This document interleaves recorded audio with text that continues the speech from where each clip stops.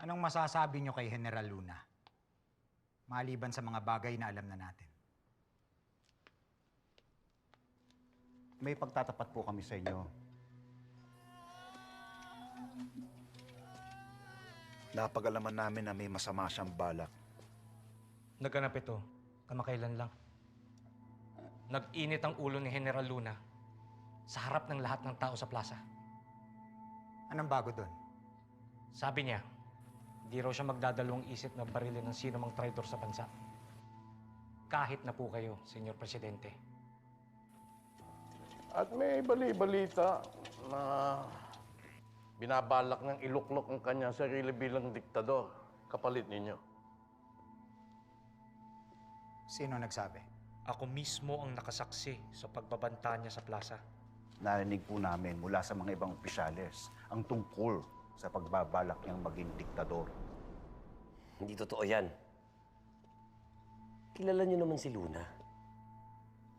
Hindi yan makapagtimpi kahit na puro hangin lang ang salita niya. Maaaring hangin nga ito sa pandinig natin.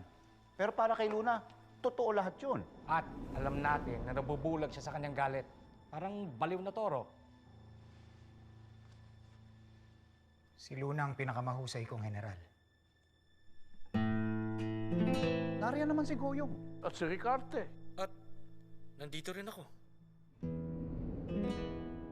Huwag nating kalilimutan na iniwan ni Luna ang kanyang pwesto sa pagbak. Kaya nasakop ito ng mga Amerikano. Kawawa naman ang ating bayan kung nag-iisa siyang puno ng militar.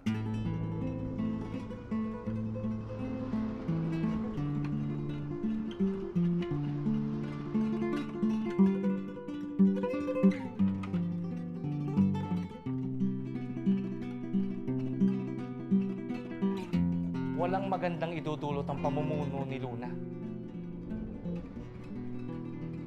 Kailangan natin siyang palitan sa ikabubuti natin lahat. Pwede lang.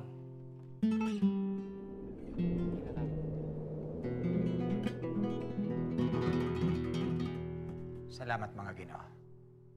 Kailangan ko muna ng panahon para mag-isip.